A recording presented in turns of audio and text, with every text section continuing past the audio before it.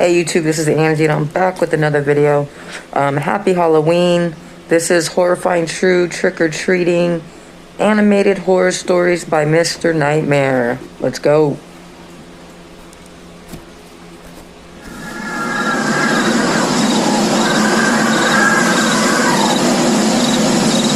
It was Halloween night of 2007, freshman year in high school, and I was with my friends, Ivan, Ryan, and Jesse. We were all dressed as the Super Mario characters. I was Luigi since I was the second tallest. Ivan was Mario since he's short and buff. Not that Mario was buff. Jesse was Waluigi because he's freakishly tall and skinny, and Ryan was Wario because he's just really fat. So they were the perfect group costumes for us. We live in... Hey, that's lit, having a group costume. That's lit. A very non-congested suburban neighborhood with a decent amount of space in between houses. On Halloween, that's the worst thing ever. Less bang for your buck. We were trick-or-treating for hours, way past dark, and eventually came the time when most trick-or-treaters were heading home. My feet started to hurt, and I had to constantly switch arms for holding the now 10-pound pillow sack of candy, but we planned on going until our bags were completely full. A lot of the houses by now weren't answering anymore. It was probably past their cutoff time for giving candy to trick-or-treaters. Approaching our next house, we saw a purple bucket on the stoop, which was the best feeling ever. I was the one to get close enough to realize it was empty, which was the worst feeling ever. I turned around when I heard a knock at the window of the house. We all looked at the window. Couldn't see anyone, but heard someone call out, "Wait." You guys already know what I'm gonna say. Run, bitch, run! The door opened and an older man, late 40s, already balding, stepped outside. He told us to come inside so he can get us some more candy. I said we could just wait out here. He responded saying something along the lines of, "Nonsense, come on in, we'll get you your candy." Ivan stepped in and said, "It's all right. Come on, Dan, let's go." I told the guy to take care and apologized. He just stood there watching as we walked off, not saying anything. I felt bad, but at the same time, that guy seemed like a creeper, and I figured I just dodged a bullet not going in there. If the story ended there, it wouldn't be scary, so of course, it didn't end there. We skipped a few of the guy's neighboring houses just to get further away and continued on with our business. We were walking down close to the nature preserve now, so there weren't many houses around us. At this point, we were now walking back closer to Jesse's house. I noticed Ryan had stopped walking, and I turned around to see what's up. He said he heard someone moving from behind the trees in the preserve. Now, this was before everyone's phones had flashlights, so we couldn't just go searching in the woods for someone. Besides, we were just telling Ryan that it must have been a raccoon or something.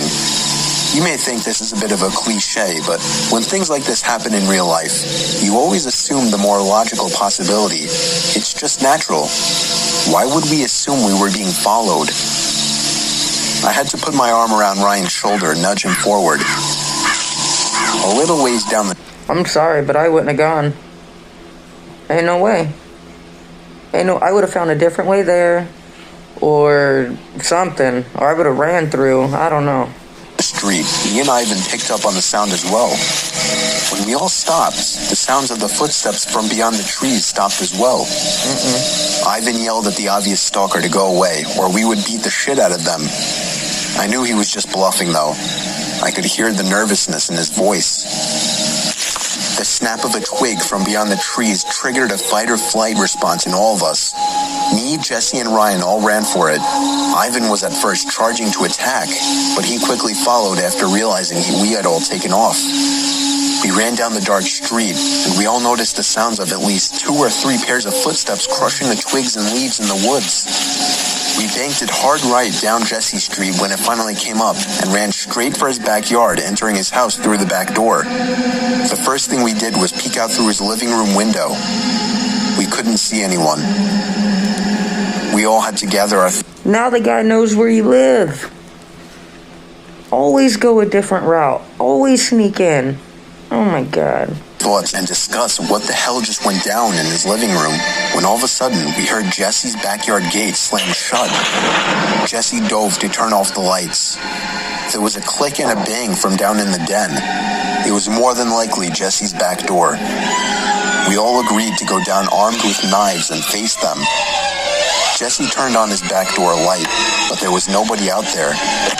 Just then the front door opened, and we all screamed like animals. Jesse's mom and sisters came rushing downstairs. They had just gotten home from their friend's little house party. We all rested assured knowing it was just them. Jesse explained what happened, but made it seem a lot less dramatic. Me and Ivan went home after that and called it a night. At 12:30 a.m., I got a disturbing text message. It was from Jesse. It said, "It wasn't my mom." I texted back saying, "What?" He responded back quickly, saying, "It wasn't my mom in the backyard." My fingers slammed the buttons on my phone, responding back, "What do you mean?" There was a long pause before he finally told me that his mom and sisters said they never went in the backyard. I told him to immediately check the backyard from his upper deck. He had already done just that. He also told his mom everything, and she had already called the police. They didn't find anyone back there, but Jesse did mention the guy who invited us in while trick-or-treating. Nothing ever became of that, and nothing ever happened at Jesse's house again after that one Halloween night.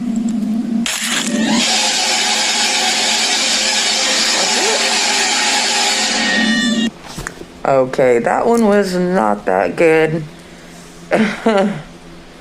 I mean, that's it? That's it. If you're new to the channel, make sure you hit that subscribe button down there, that red button. Next to it, there's a bell. If you hit the bell and you mark all, you'll get notified on all my videos. Happy Halloween. Good night.